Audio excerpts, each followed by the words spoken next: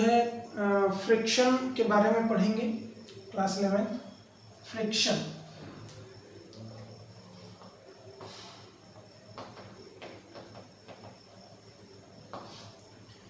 Friction पढ़ने के लिए देखिए दो लॉ जो है हमने बता दिया है न्यूटन का कि फर्स्ट लॉ क्या होता है और सेकेंड लॉ क्या होता है। थर्ड लॉ जो होता है पहले वो हम पढ़ेंगे, उसके बाद फ्रिक्शन के बारे में बात करेंगे। ठीक है, तो देखिए थर्ड लॉ क्या बोला जाता है,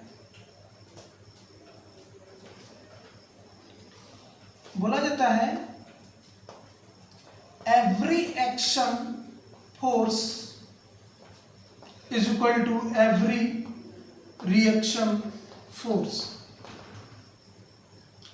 मतलब कि अगर एक ऑब्जेक्ट है तो इस ऑब्जेक्ट पे जितना एक्टिंग फोर्स होगा, जितना भी एक्टिंग फोर्स होगा, यानी मान लेते हैं F एक्टिंग फोर्स हो रहा है और इस एक्टिंग के वजह से बहुत सारे जो होंगे इसके अपोजिट में कुछ फोर्सेस अप्लाई होंगे जिसको बोलेंगे रिएक्शन या रिएक्टिंग फोर्स FR।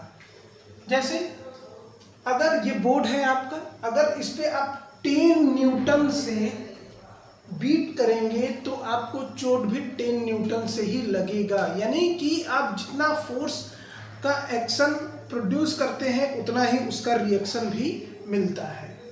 तो यहाँ पे जो एक्शन फोर्स है वो रिएक्शन फोर्स की क्या होगा, इक्वल होगा। ये थर्ड लॉ है और इसी थर्ड लॉ का जो एप्लीकेशन है वो है फ्रिक्शन, और इस फ्रिक्शन से बहुत सारे इंपॉर्टेंट न्यूमेरिकल जो है बनाए जाते हैं और पूछे जाते हैं। तो देखते हैं हम लोग फ्रिक्शन।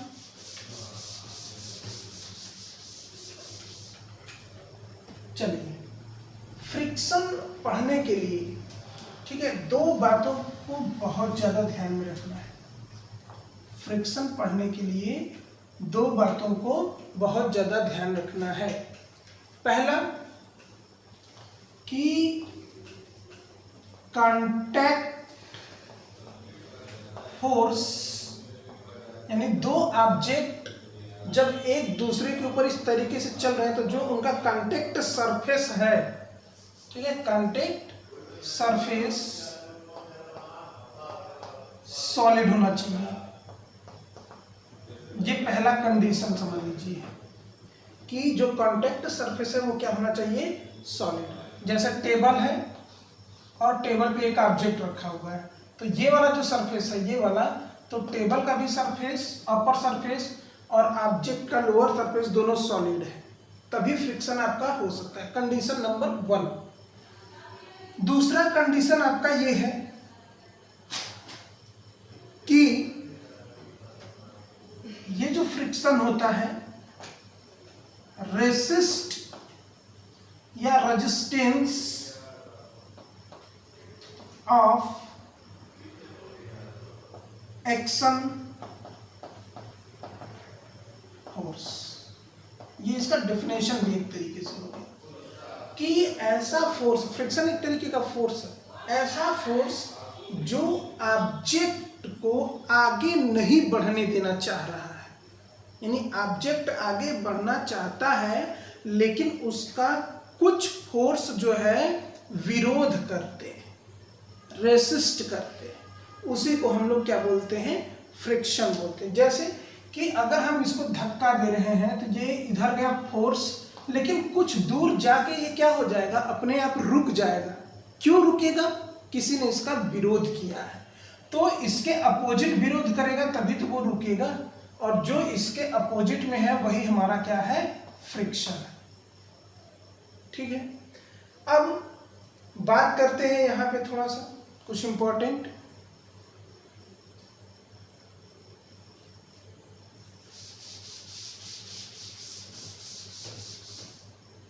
जैसे देखिए एग्जाम्पल के थ्रू समझते हैं। एक टेबल है,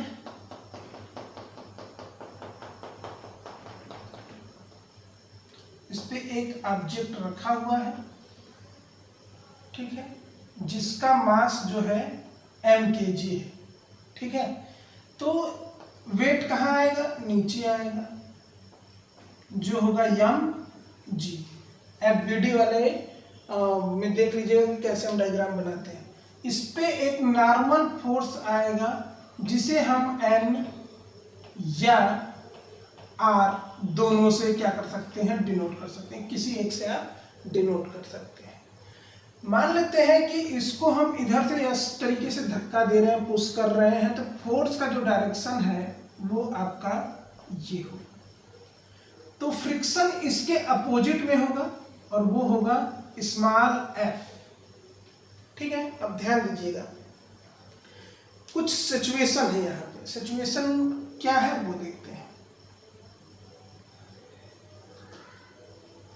पहला सिचुएशन है आपका कि अगर फ्रिक्शन और फोर्स, ध्यान दीजिए, फोर्स अगर ज्यादा होगा फ्रिक्शन से तब ऑब्जेक्ट मूव करेगा, लेकिन अगर फ्रिक्शन ज्यादा हो गया इस फोर्स से तो ऑब्जेक्ट तो मूव करेगा नहीं, क्योंकि फ्रिक्शन ज्यादा है और अप्लाइंग फोर्स कम है। तो पहला कंडीशन है कि अगर अप्लाइंग फोर्स या एक्शन फोर्स ग्रेटर हो किससे, रिएक्शन फोर्स, फ्रिक्शन से। ठीक है, तो अगर ये ग्रेटर है तो इसका मतलब ये मोशन में होगा। मोशन को हम लोग एक और लैंग्वेज में बोलते हैं काइनेटिक, यानी इसमें जो फ्रिक्शन आएगा वो काइनेटिक फ्रिक्शन होगा। ठीक है ना, यानी के, पहला कंडीशन। ठीक है, दूसरा कि अगर फोर्स लेस देन हो जाए फ्रिक्शन से, यानी फ्रिक्शन ज्यादा हो जाए तो ऑब्जेक्ट किस में हो जाएगा, रेस्ट में हो जाएगा, और इसका नाम रहता है स्टैटिक फ्रिक्शन।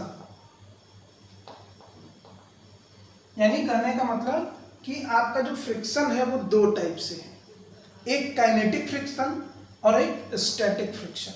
काइनेटिक फ्रिक्शन तब होगा जब अप्लाइंग फोर्स, यानी जितना ऑब्जेक्ट पे आप फोर्स लगा रहे हैं अगर वो फ्रिक्शन से ज्यादा है तभी वो आगे मूव कर पाता है, तो वो काइनेटिक होगा। लेकिन अगर हम फोर्स लगा रहे हैं, ऑब्जेक्ट अपना पोजीशन नहीं चेंज कर पा रहा है, तो उस कंडीशन में फ्रिक्शन ज्यादा होता है और फोर्स कम होता है। जैसे ये चाक रखा है, इसमें हम फोर्स लगा रहे हैं लेकिन ये मूव नहीं कर रहा है, मतलब इसको जितनी फोर्स चाहिए अपने पोजीशन चेंज करने के लिए उतना फोर्स हम अप्लाई कर नहीं पा रहे हैं, इसलिए वो किस में हो जाएगा, रेस्ट में, यानी स्टैटिक फ्रिक्शन। इसको एस से डिनोट करेंगे। ठीक है, देखिए दो मिला, एक काइनेटिक और एक स्टैटिक। चलिए,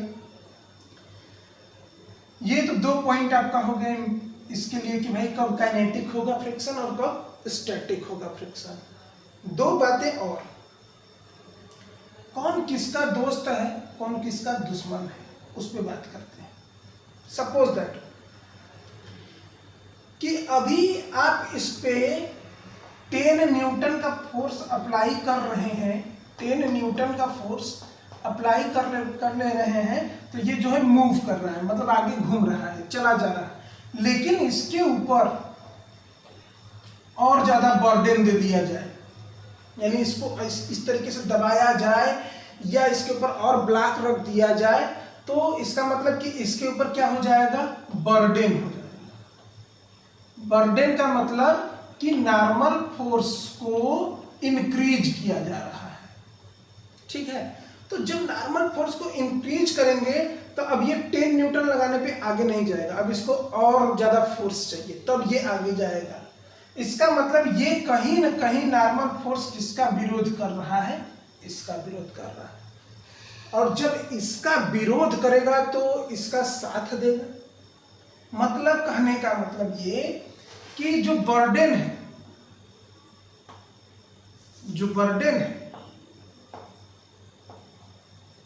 ब्रैकेट में एन लिख ले रहे हैं, बर्डन जो है वो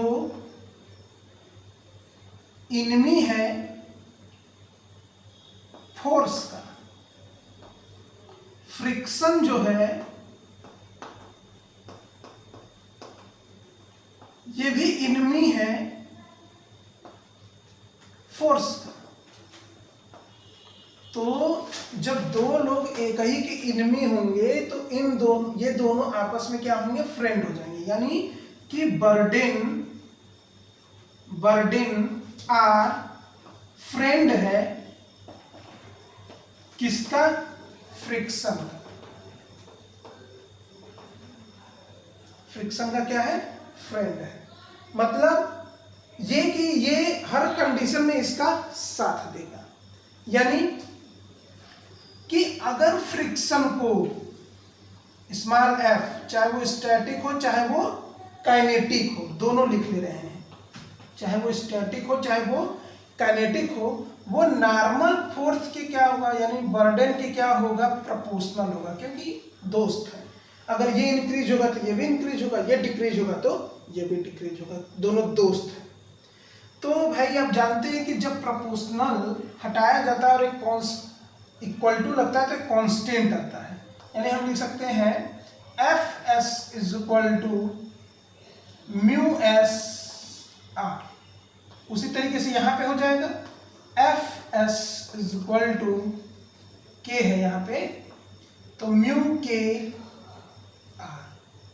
अब देख रहे हैं दो फार्मूला मिला दोनों के लिए सेम है, लेकिन स्टेटमेंट अलग अलग है फार्मूला सेम, लेकिन स्टैटिक और काइनेटिक में बहुत अंतर है। स्टैटिक तब अप्लाई होगा जब ऑब्जेक्ट रेस्ट में हो, यानी फ्रिक्शन ज्यादा हो, ठीक है। इसका अभी और समझ में आएगा जब न्यूमेरिकल कराएंगे तब। तो ये आपका मिल गया फार्मूला। म्यू जो है वो आपका क्या है, कोफिशिएंट ऑफ फ्रिक्शन है। अगर इसके यूनिट का बात किया जाए तो mu S is equal to क्या हो जाएगा, mu S is equal to हो जाएगा एफ बाई आर। फ्रिक्शन जो है ये, फ्रिक्शन का भी यूनिट न्यूटन है और नॉर्मल फोर्स है ये भी, तो इसका भी यूनिट न्यूटन है और न्यूटन से न्यूटन कैंसिल हो गया, इसका कोई यूनिट नहीं होगा, ठीक है। चलिए इसका कोई यूनिट नहीं है, दो फार्मूला हमको मिल गया, स्टैटिक के लिए ये हो गया, काइनेटिक के लिए ये हो गया। अब जो है हम लगाते हैं न्यूमेरिकल और देखते हैं कि न्यूमेरिकल किस तरीके से पूछा जाएगा और कैसे कैसे उसको सॉल्व किया जा सकता है। चलिए देखते हैं न्यूमेरिकल।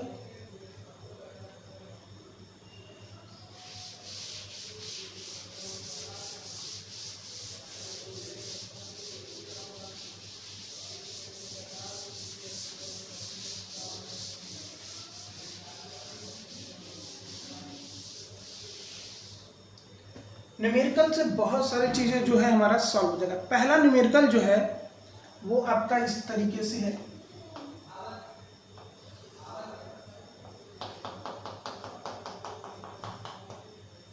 ऑब्जेक्ट है,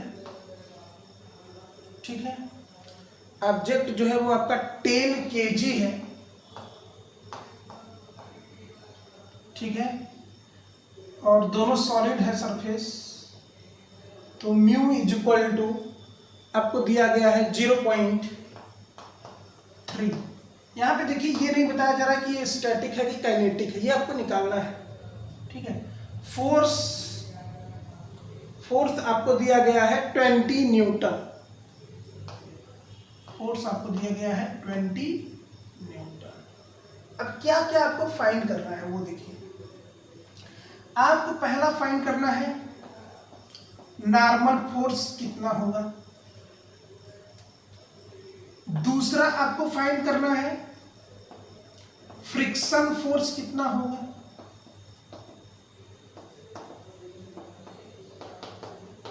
तीसरा ऑब्जेक्ट का नेचर क्या होगा,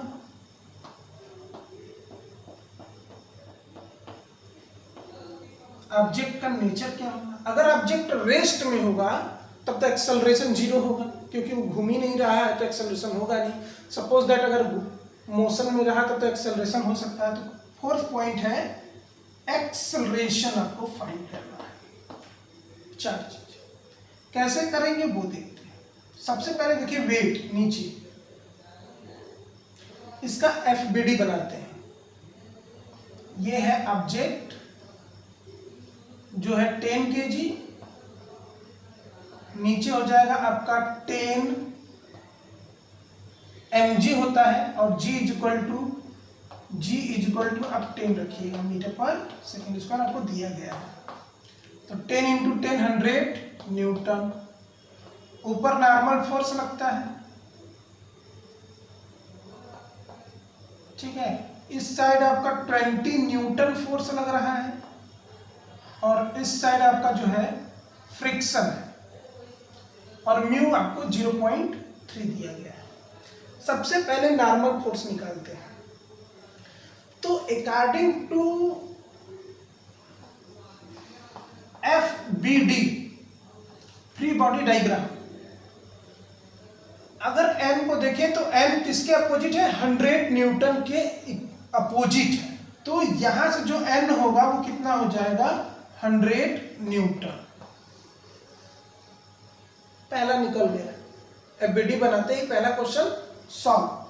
दूसरा है फ्रिक्शन फोर्स, ठीक है। तो फ्रिक्शन फोर्स का फार्मूला है friction force is equal to mu N या म्यू R, ठीक है। वैल्यू रखिए, फिर पता करिए कि स्टैटिक है कि काइनेटिक है। तो फ्रिक्शन निकालना है, म्यू दिया गया है 0.3, N आपको यहाँ पे 100 है, यानी इसका इसमें मल्टीप्लाई करेंगे 30 न्यूटन, यानी जो फ्रिक्शन है वो है 30 न्यूटन। फ्रिक्शन कैसा है? 30 न्यूटन। अब आप बताइए कि इस पे फ्रिक्शन 30 न्यूटन है, तो अगर आप इसको मूवमेंट कराना चाहते हैं, इसको मोशन में कराना चाहते हैं, तो 30 न्यूटन से आप ज़्यादा फोर्स लगाएंगे, तभी तो ये क्या होगा? रेस्ट से मोशन में जाएगा। लेकिन लग कितना रहा है? 20 न्यूटन। इसका मतलब कि ये 20 न्यूटन इस पे लगाया जा रहा है, तो इसमें कोई मूवमेंट नहीं होगा। इसका मतलब ये किसमें है? रेस्ट में है। और जब ये रेस्ट में है तो फ्रिक्शन कैसा होगा? स्टैटिक फ्रिक्शन होगा, ठीक है। तो फोर्स निकल गया कि 30 न्यूटन है, और नेचर हो गया स्टैटिक यानी रेस्ट। तो जब रेस्ट में है तो क्या एक्सेलरेशन निकल पाएगा? एक्सेलरेशन तो आपका हो जाएगा 0, एक्सेलरेशन नहीं निकलेगा, ठीक है। तो ये तो हो गया स्टैटिक टाइप का क्वेश्चन। और कैसे इसको सॉल्व करना है, वही नॉर्मली चल रहे हैं हम। दूसरा क्वेश्चन देखते हैं, इसको नोट कर लीजिएगा स्क्रीनशॉट लेके। दूसरा क्वेश्चन देखिए,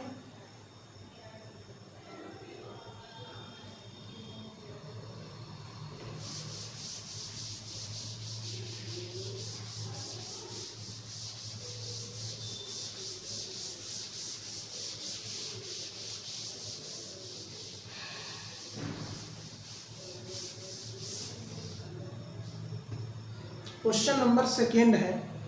10 kg है, एक ऑब्जेक्ट है जो 10 kg का है।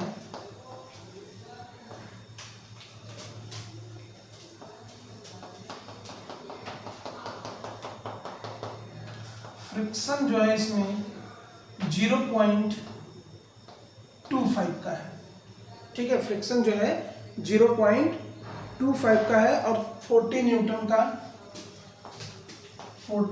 का इसमें जो है एक्शन फोर्स लगाया जा रहा है, यानी इस पे 40 न्यूटन लगाया जा रहा है। अब आपको ये बताना है कि क्या ये ऑब्जेक्ट आगे बढ़ सकता है या नहीं।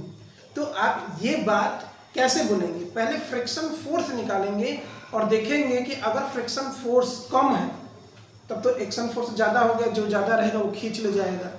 लेकिन अगर फ्रिक्शन फोर्स ज़्यादा हुआ तो वो उसको खींच नहीं पाएगा। चलिए देखते हैं। G इज इक्वल टू भाई दिया गया है 10 न्यूटन। जो पहले क्वेश्चन में हमको निकालना था वही सेकंड क्वेश्चन में भी निकालना है। जैसे नॉर्मल फोर्स निकालना है, फ्रिक्शनल फोर्स निकालना है, नेचर बताना है कि स्टैटिक है कि काइनेटिक है, उसके बाद एक्सेलरेशन बताना है, ठीक है। चलिए देखते हैं। ये हो गया 10 इंटू 10 100 न्यूटन।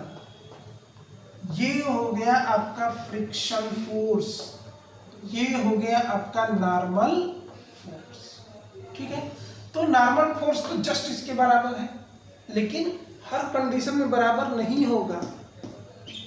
ये जब इसके एकदम सामने होगा तभी बराबर होगा, ये इसके सामने है तभी बराबर होगा। ठीक है, तो नॉर्मल फोर्स देखते हैं कितना है। तो नॉर्मल फोर्स जब देखेंगे तो ये आ जाएगा N इक्वल टू 100 न्यूटन। ठीक है, दूसरा फ्रिक्शन फोर्स निकालते हैं। Friction force is equal to coefficient into normal force. निकालिए, म्यू दिया गया है 0.25, एन दिया है 100, यानी ये आपका आ गया 25 न्यूटन। यानी जो फ्रिक्शन है ये है आपका 25 न्यूटन। फ्रिक्शन आपका आ गया है 25 न्यूटन। तो ये 25 न्यूटन से इधर खींच रहा है, 40 न्यूटन से ये इधर खींच रहा है। तो जो ज्यादा जिसके पास फोर्स होगा वो उसको क्या कर लेगा, खींच के अपने साइड लेता जाएगा। तो आप देख रहे हैं ये 40 न्यूटन है, खींच के उधर लेता चला जाएगा। यानी कि एक्शन फोर्स, जो ये एक्शन फोर्स है, एक्शन फोर्स ग्रेटर है किससे, फ्रिक्शन से। इसका मतलब कि ये रेस्ट में नहीं है, किसमें है, मोशन में है। मोशन में है दैट मीन्स कि काइनेटिक फ्रिक्शन यहां पे होगा। अब काइनेटिक फ्रिक्शन होगा तो एक्सेलरेशन आएगा। अब एक्सेलरेशन यहाँ पे आपको निकालना पड़ेगा, यानी एक्सेलरेशन आपको तभी निकालना है जब आपको काइनेटिक फ्रिक्शन मिलेगा, तब स्टैटिक फ्रिक्शन मिलेगा तो आपको एक्सेलरेशन नहीं निकालना है। तो एक्सेलरेशन निकालते हैं, चलिए देखते हैं। देखिए एक्सेलरेशन किधर होगा, जिधर फोर्स ज्यादा होगा उधर एक्सेलरेशन होगा, यानी इधर जो है एक्सेलरेशन, इस साइड में एक्सेलरेशन होगा। कितना एक्सेलरेशन होगा, ma होगा, ठीक है ना, यही होगा ma। तो पहले देख लीजिए कि एग्जैक्ट फोर्स कितना लग रहा है, क्योंकि 40 न्यूटन इधर लग रहा है, 25 न्यूटन इधर लग रहा है। तो 25 न्यूटन को से ये इधर खींच रहा है ना, एग्जैक्ट में 40 न्यूटन तो लग नहीं रहा है, एक्सेलरेशन 40 न्यूटन वाले फोर्स से चल नहीं रहा है, क्योंकि उसमें से 25 न्यूटन तो ये हटा ले गया। यानी कि अगर हम देखें तो टोटल जो फोर्स है F इक्वल टू क्या होता है, ma।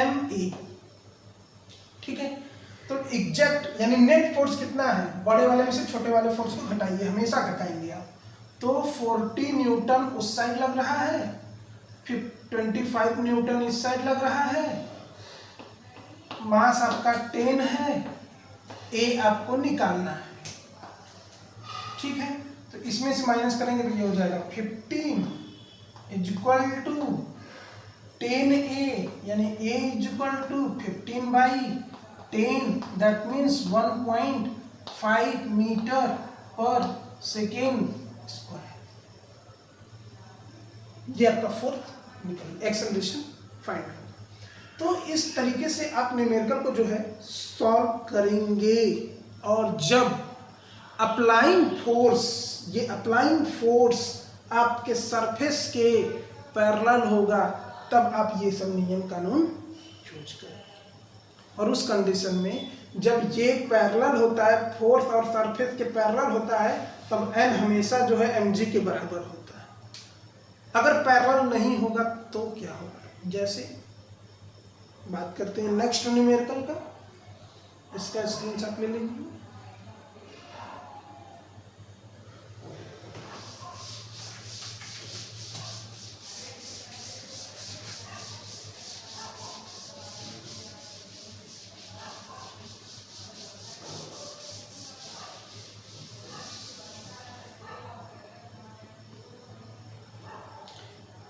ये आपका सरफेस है,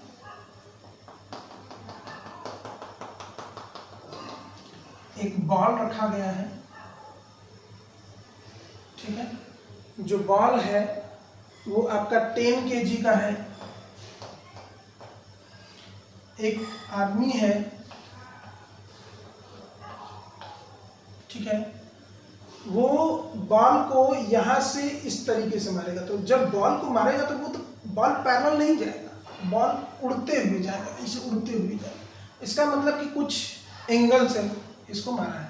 मान लेते हैं कि जो फोर्स इस पे अप्लाई हो रहा है वो फोर्स ऐसे अप्लाई हो रहा है, मतलब आप जब इसकी पैरेलल करेंगे तो 45 डिग्री, ये बंदा 45 डिग्री से इस बॉल को किक कर रहा है। ठीक है, ये बंदा इस बॉल को 45 डिग्री से किक कर रहा है। तब आपको क्या क्या फाइंड करना है ये देख लीजिए। यहाँ पे फ्रिक्शन जो है वो दिया गया है, फ्रिक्शन आपको दिया गया है 0.1, फ्रिक्शन आपको ये दिया गया है। आपको नॉर्मल फोर्स निकालना है, फ्रिक्शन फोर्स निकालना है, नेचर बताना है, एक्सेलरेशन बताना है, ये 4 चीज। ठीक है, कैसे करेंगे देखिए। सबसे पहले आप ये जानते हैं, अगर हम इसको इस तरीके से करते हैं तो नॉर्मल फोर्स किधर जाएगा, इसके परपेंडिकुलर होता है। ये हो गया नॉर्मल फोर्स mg,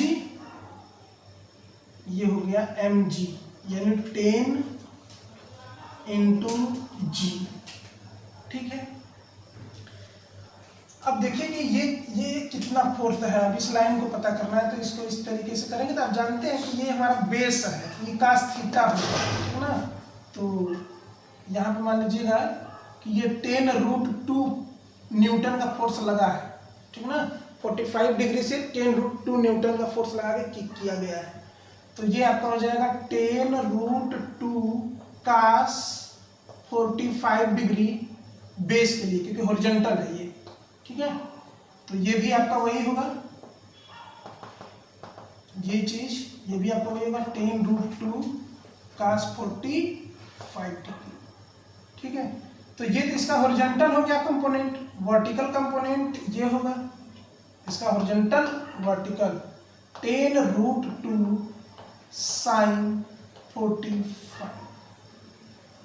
ठीक है, नॉर्मल फोर्स आप यहाँ भी ले सकते हैं, यहाँ भी नॉर्मल फोर्स है। ठीक, फ्रिक्शन ये रहेगा फ्रिक्शन। अब आपको पता करना है कि कैसे होगा। तो G = आपको दिया गया है 10 मीटर/सेकेंड स्क्वायर। देखिए इसी में सॉल्व 10 × 10 करेंगे तो मिलेगा 100 न्यूटन। ठीक है, ये 100 न्यूटन किसके बराबर है, अब n के बराबर नहीं है, क्योंकि पहले फोर्स पैरेलल लगता था तब बराबर होता था, लेकिन अब फोर्स पैरेलल नहीं लगा है, 45 डिग्री पे लगा है। ठीक है, तो इसी पे नॉर्मल फोर्स भी है और इसी पे वर्टिकल कंपोनेंट ये भी है, यानी यहाँ पे 2 फोर्स अप्लाई हो रहे हैं। तो इन 2 फोर्स एक ही डायरेक्शन में जा रहा है, तो इन दोनों को जोड़िए, n + 10√2 sin 45 = अब ये दोनों मिलके किसके बराबर होंगे, 100 के बराबर होंगे। ठीक है, चलिए रखते हैं n + 10√2 sin 45 का वैल्यू होता है 1/√2 = 100। √2 से √2 कैंसिल, यानी n + 10 = 100, यानी n = 90 न्यूटन। देख रहे हैं, अगर बराबर होता तो n को कितने के बराबर होना चाहिए था, 100 न्यूटन के बराबर होना चाहिए था, लेकिन अब 100 न्यूटन के बराबर नहीं है, अब कम हो गया, 90 हो गया। क्यों कम हो गया, क्योंकि पहले फोर्स, हम अभी 2 क्वेश्चन में जो फोर्स पढ़े हैं वो पैरेलल पढ़े हैं सरफेस के, लेकिन अब जो फोर्स अप्लाई हुआ है वो पैरेलल ना होके क्या हो गया है, 45 डिग्री पे हो गया है, इंक्लाइन पे हो गया है, तो फोर्स कम हो गया, नॉर्मल फोर्स अपने यहाँ। अगर इसको हम इस तरीके से मारते तो हमको फोर्स ज़्यादा लगाना पड़ता, इस तरीके से मार रहे हैं तो फोर्स हमको कम लगाना पड़ रहा है। इसके कहने का मतलब ये है। ठीक है, चलिए नॉर्मल फोर्स तो मिल गया भाई, कि नॉर्मल फोर्स हमको मिल गया 90 न्यूटन। फ्रिक्शन निकाल दीजिए। फ्रिक्शन के लिए आप जानते हैं फार्मूला क्या है, म्यू × n, फ्रिक्शन। ठीक है, तो म्यू एन जब रखेंगे आप तो देखिए क्या होगा, एफ हो गया आपका, म्यू हो गया 0.1, ये हो गया 90, यानी आपको मिल गया 9 न्यूटन, यानी जो फ्रिक्शन है वो आपका है 9 न्यूटन।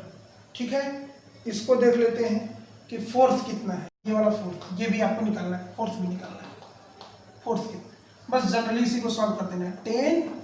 10√2 cos 45 का वैल्यू रखिए 1/√2, √2 से √2 कैंसिल, यानी आपको मिल गया 10 न्यूटन। यानी ये फ्रिक्शन 9 न्यूटन का है, फोर्स 10 न्यूटन का है, यानी जो अप्लाइंग फोर्स है वो ग्रेटर हो गया। इसका मतलब ये ऑब्जेक्ट क्या होगा, मूव करेगा, रेस्ट में नहीं रहेगा। यानी जो फ्रिक्शन होगा, फ्रिक्शन तो आपका ऑलरेडी 9 न्यूटन आ गया है, फोर्स आ गया है 10 न्यूटन, तो ये बड़ा हो गया, तो नेचर आपका हो जाएगा काइनेटिक, तो इसका मतलब अब एक्सेलरेशन भी निकालना पड़ेगा। तो एक्सेलरेशन कैसे निकालेंगे वो देखते हैं। बोले ना F = क्या होता है भाई, ma। पहले F निकाल लीजिए, कितना है, इधर 9 है इधर 10 है, कितने का डिफरेंस है, 1 का, 10 - 9, m कितना है 10 इंटू a, ये हो गया 1 = 10a, तो a = 1/10 मतलब 0.1 मीटर पर सेकेंड स्क्वायर। ये आपका क्वेश्चन सॉल्व। ठीक है, चलिए अब थोड़ा सा और आगे चलते हैं।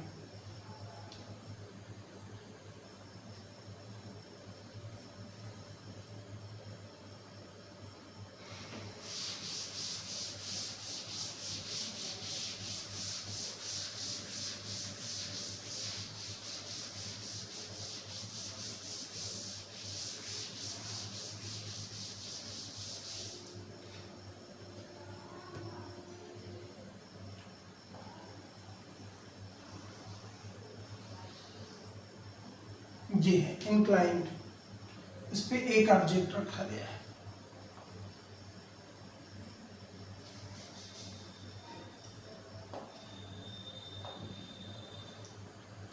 एक ऑब्जेक्ट रखा गया है। ठीक है, ये यहाँ पे जो एंगल है ये आपका 45 डिग्री है। ठीक है, एंगल कुछ भी हो सकता है। मास जो है वो आपका है 5 kg। ठीक है, फोर्स इस डायरेक्शन में लग रहा है 25 न्यूटन।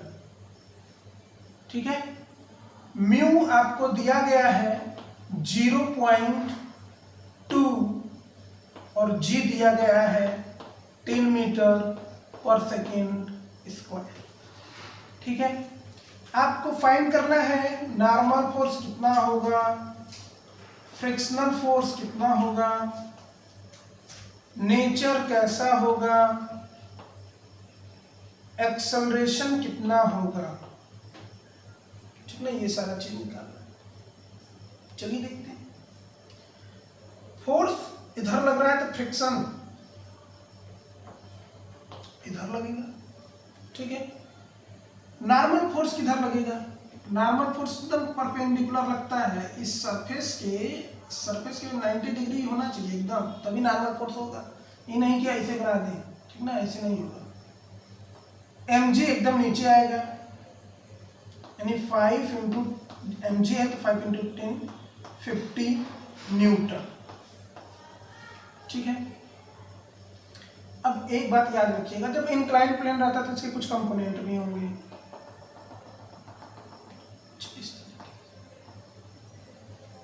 ठीक है, तो यहां पे देखिएगा एक कंपोनेंट इधर जाता है जो mg cos थीटा होता है, और एक जो होता है mg sin थीटा होगा, ये आपका परपेंडिकुलर है, और एक इधर हो जाएगा आपका mg cos थीटा। ठीक ना, बेस। अब आपको क्या करना है, ये सब निकालना है। तो ध्यान दीजिए, ये आपका n है। ठीक ना, n किसके बराबर होगा, mg साइन थीटा के बराबर होगा। ठीक है, यानी m है आपका 5, g है आपका 10 और साइन 45, यानी n is equal to 50 into 1/√2, यानी 50/√2 लिख सकते हैं, या 25√2 न्यूटन लिख सकते हैं। ये आपका नॉर्मल फोर्स आ गया। अब फ्रिक्शन फोर्स लगाइए। Friction force mu into N होता है, फ्रिक्शन आपको निकालना है। म्यू हो गया आपका 0.2 जो कि दिया गया है, एन अभी अभी आप निकाले हैं 25√2। ठीक है, अब इस क्वेश्चन को आपको सॉल्व करना है। ये पूरा मल्टीप्लाई करने के बाद आपका जो आंसर आएगा यहाँ लिख लीजिएगा। लिखने के बाद फिर यहाँ भी लिख लीजिएगा। फिर देखिएगा कि कौन बड़ा है, ये बड़ा है कि ये बड़ा है। ठीक है, अगर ये बड़ा हुआ तो ये रेस्ट में होगा, अगर ये बड़ा हुआ तो। अगर ये वाला बड़ा हो गया तब मोशन में हो जाएगा। ठीक है, फिर जब मोशन में हो जाएगा तब एक्सेलरेशन आपको निकालना पड़ेगा, और एक्सेलरेशन निकालने के लिए आपको 25 माइनस इस जो आएगा उसको कर दीजिएगा, m आया आपका 5 इंटू ए। फार्मूला लगाइएगा और आंसर निकालिएगा, और कमेंट बॉक्स में आंसर को मेंशन करिएगा विथ नेम। ठीक है, चलिए, थैंक यू।